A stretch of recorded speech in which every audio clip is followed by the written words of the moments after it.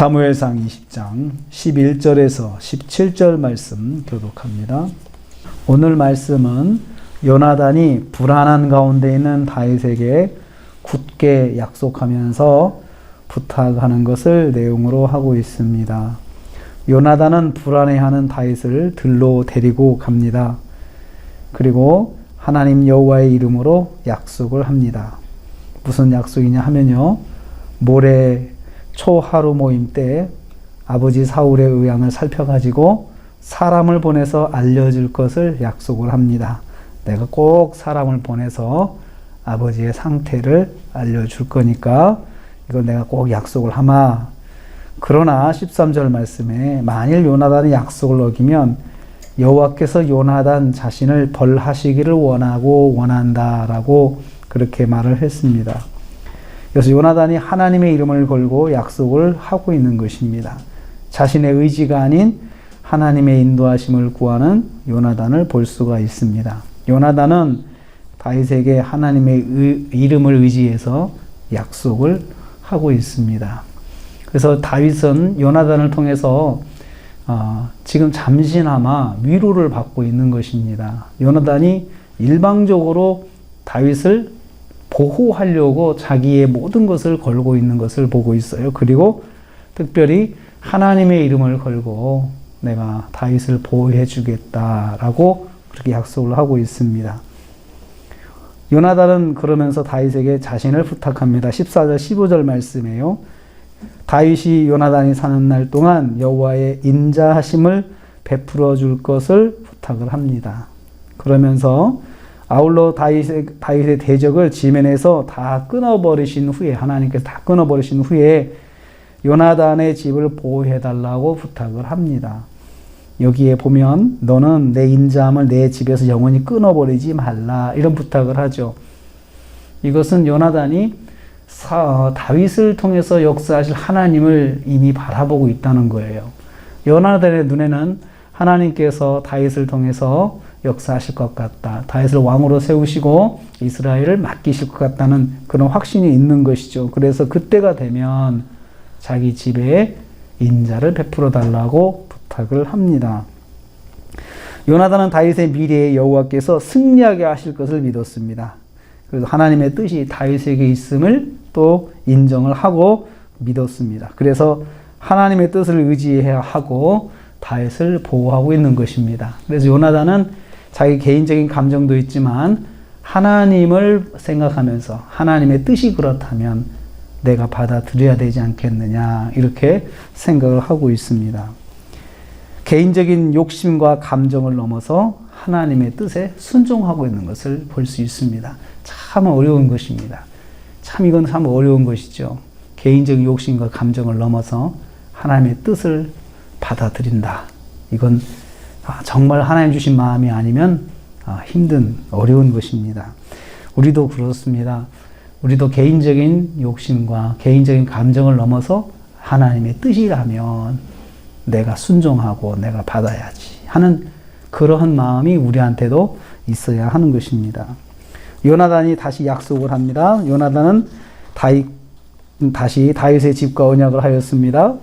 다윗과 언약을 했다는 말이 이미 18장 3절에 있어요. 그러니까 두 번째 약속하는 거예요. 그러니까 왜 이게 자꾸 반복이 되냐 하면요, 다윗에게는 일방적으로 너무나도 어려운 일이 생기고 다윗은 그 어려운 일을 통해서 너무나도 불안하게 살고 있는 거예요. 그리고 마음의 심정이 너무나도 불안해하는 거예요. 요나단이 볼 때 다윗은 정말 불쌍하리만큼 정말 너무나도 불안한 모습으로 감정이 확 올라왔다가 또 떨어졌다가, 그리고 차라리 나를 죽여라 했다가 이런 상황이니까 옆에 있는 친구 요나단이 어떻게 하면 얘를 안심시킬까 하는 그런 사명감을 가지고 있는 거예요. 그러니까 자기가 전에 약속한 것을 다시 한번 반복을 하면서 내가 꼭 하나님의 이름으로 널 지켜주겠다, 이렇게 강조를 하고 있는 것입니다. 그래서 여호와께서 다윗의 대적을 치실 것을 선포하고 있어요. 그런데 그 대적이 누구예요? 자기 아버지예요. 사실은 아버지가 대적의 왕이거든요. 대적의 우두머리거든요. 그러니까는 요나단은 자기 아버지조차도 하나님께서 하나님의 뜻이라면 정말 아버지도 순종을 해야 되는데 안 하는 걸 안타깝게 생각하고 있습니다. 요나단이 언약을 한 것은 다윗을 자기 생명처럼 사랑했기 때문이다. 17절 말씀 그렇게 이야기하고 있습니다. 말씀하고 있어요. 요나단은 다윗에게 둘도 없는 친구였고 다윗이 생명의 위협을 받을 때 그리고 인생에서 큰 위기 가운데 있을 때에 다윗을 가장 많이 도와줬던 사람으로 성경이 기록합니다. 하나님께서는 하나님의 역사를 직접 하시는 경우도 있지만 대부분의 경우는 사람을 통해서 역사하시거든요. 하나님께서. 근데 여기 요나단은 절대로 다윗을 도울 수 없는 사람이에요. 왜냐하면 다윗의 자리가 사실은 요나단의 자리거든요. 요나단의 자리가 위태한 거죠. 다윗이 살아있으면 자기가 사울 왕 아버지 뒤를 이어서 왕이 될 수가 없습니다. 그러니까 어떻게 보면 아버지가 볼 때 저 바보 같은 놈이에요.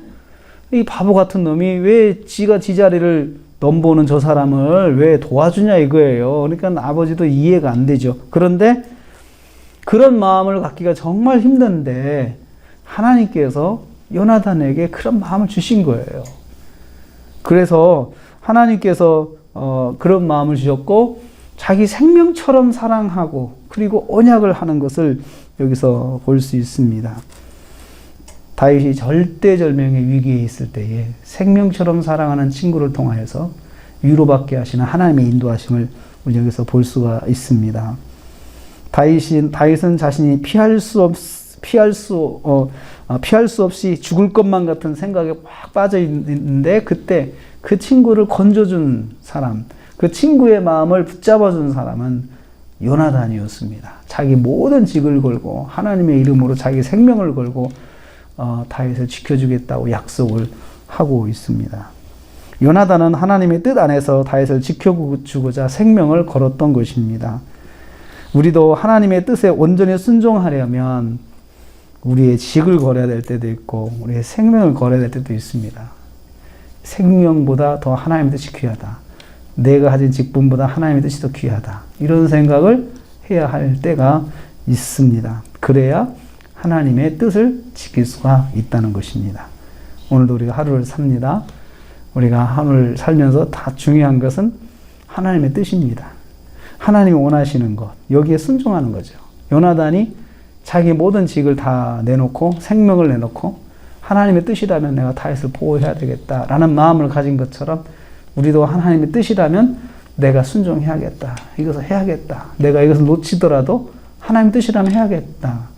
이런 마음을 가져야 하나님께서 기뻐하실 것입니다. 오늘 하루 이렇게 하나님의 뜻을 온전히 붙잡고 순종하신 하루가 되셔서 승리하시기를 주님의 이름으로 축복합니다. 하나님 감사합니다.